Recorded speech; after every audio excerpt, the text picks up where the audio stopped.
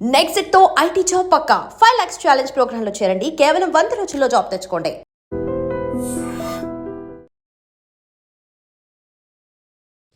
Chicken కూర కావాలని మారం చేసిన ఇద్దరు పిల్లల్ని అతి దారుణంగా కొట్టింది ఓ తల్లి.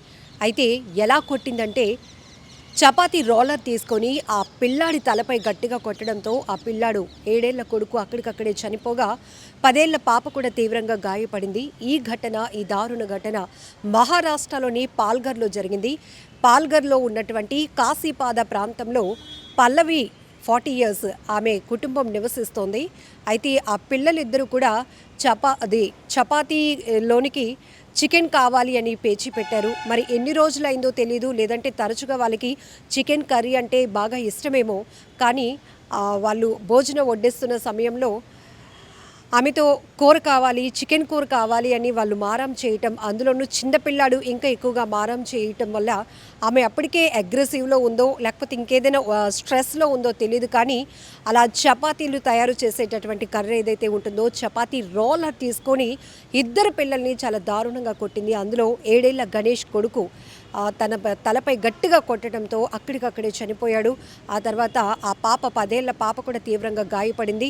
ఈ కొడుతున్న క్రమంలో పిల్లల పెద్ద పెద్ద అరుపులు విన్నటువంటి స్థానికులు పరుగున ఏం జరిగిందో ఏంటో అంటూ వచ్చి చూసేటప్పటికే తల్లి చేతిలోనే కొడుకు మృతి చెందాడు. తల్లి చేతిలోనే మరో పాప తీవ్రంగా గాయపడినటువంటి ఈ దారుణమైన ఘటన వెలుగు చూసింది. చాలా అతి దారుణం. కుటుంబ పరిస్థితులు ఏవైనా కావచ్చు, ఉన్న దాంట్లో ది బెస్ట్ పిల్లలకి ఇవ్వటానికే ప్రతి ఒక్క తండ్రి చూస్తారు. ఒకవేళ వాళ్ళు అడిగింది చిన్నవే అయితే గనక ఖచ్చితంగా వాళ్ళకి ఇవ్వటానికే ట్రై చేస్తారు.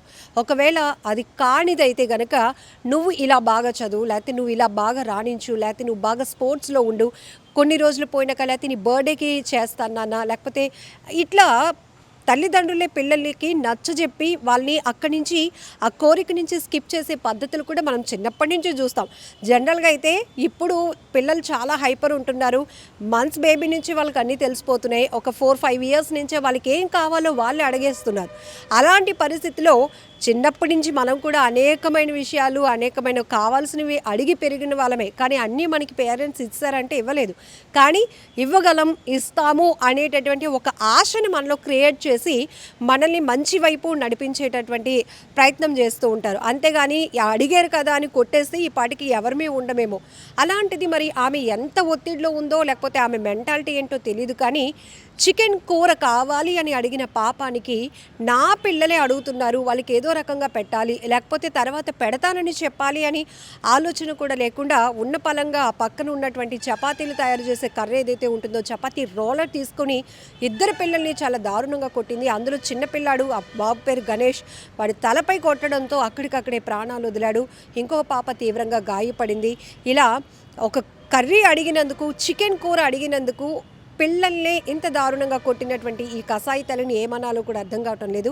అయితే పాల్ఘర్ పోలీసులు మాత్రం ఆ తల్లిని ప్రస్తుతానికి అదుపులోనికి తీసుకున్నారు. ఆ పెద్ద పాప 10 ఏళ్ల పాప అయితే ట్రీట్మెంట్లో ఉంది. కానీ ఆ చిన్నోడు అలా అక్కడ మనం సినిమాల్లో చూస్తాం ఇలాంటివి జనరల్గా.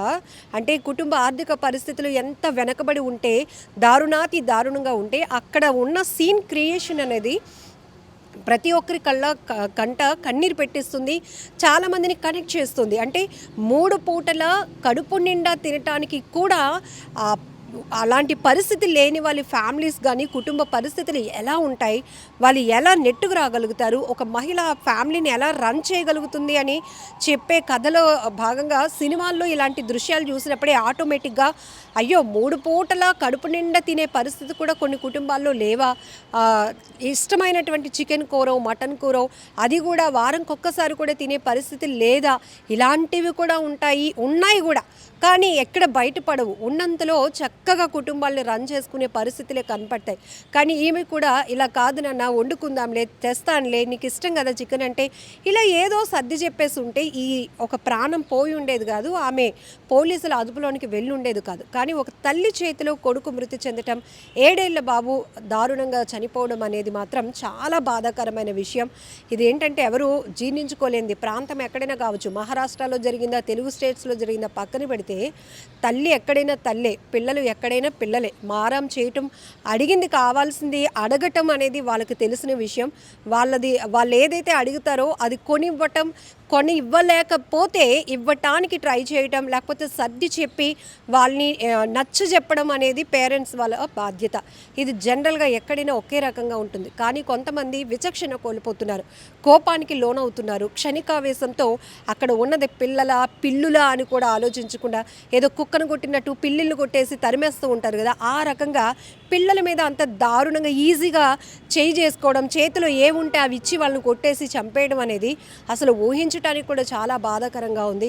బట్ ఈ దారుణమైన ఘటన మాత్రం ప్రతి ఒక్కరిని చలింపజేస్తుంది. ఎందుకంటే ఒక్క కూర అడిగినందుకే ఆ తల్లి అంత అగ్రెసివ్ అయిపోతే, ఇక ఈ మధ్య కాలంలో అనేక సూసైడ్లు చూస్తున్నాం. పిల్లలు ఎదుగొచ్చిన తర్వాత వాళ్ళ అవసరాలే కావాలి అని పట్టుబడుతున్నారు. కానీ పేరెంట్స్ పరిస్థితి ఏంటి? మనం అడిగిన బైక్ కొనివ్వాలంటే, మనం అడిగిన ఐఫోన్ కొనివ్వాలంటే మా అమ్మ నాన్న ఎన్ని పోట్లు మానేయాలో తిండి, ఎంత కష్టపడాలో అని కనీస ఆలోచన కూడా లేకుండా ఎదుగొచ్చిన పిల్లలు, టీనేజ్లో ఉన్న పిల్లలు ఒక రకంగా ప్రవర్తిస్తున్నారు. ఇక్కడ చిన్న పిల్లలే, 10 ఏళ్ల పాప, 7 ఏళ్ల బాబు అంటే వాళ్ళకి పాపం ఏమీ తెలియదు. వాళ్ళు అడిగింది కూడా జస్ట్ చికెన్ కూర తినాలని ఆశ పుట్టిందో, లేకపోతే చాలా రోజులు అయిందో, లేకపోతే రెగ్యులర్గా ఆ బాబుకి ఇష్టమో తెలియదు. కానీ అడిగాడు, అమ్మ చేతిలోనే ప్రాణాలు పోగొట్టుకున్నాడు. దారుణాతి దారుణమైన ఘటన. మీరేమంటారో కూడా కామెంట్ బాక్స్లో మెన్షన్ చేయండి. నిజంగా ప్రస్తుతం ఉన్నటువంటి సమాజం దేనికి ప్రయారిటీ ఇస్తుంది? ఆర్థిక సంబంధాల చుట్టూ మాత్రమే తిరుగుతోంది. మళ్ళీ ఎన్నికలంగానే చాలా విరక్తి కలుగుతున్నాం. మంచి అనిపిస్తుంది కదా, లేడీస్ కూడా ఛాలెంజింగ్ జాబ్స్ చేసినప్పుడు చాలా బాగుంటది. ట్రాఫిక్ అసిస్టెంట్స్ గా నియమించిన ట్రాన్స్జెండర్స్ అందరితో సాల్యూట్ చేయించుకుంటున్నారు. ఫుడ్ డెలివరీ ఇవ్వటానికి వెళ్ళినటువంటి డెలివరీ బాయ్ అనిల్ పై కళ్ళ ముందు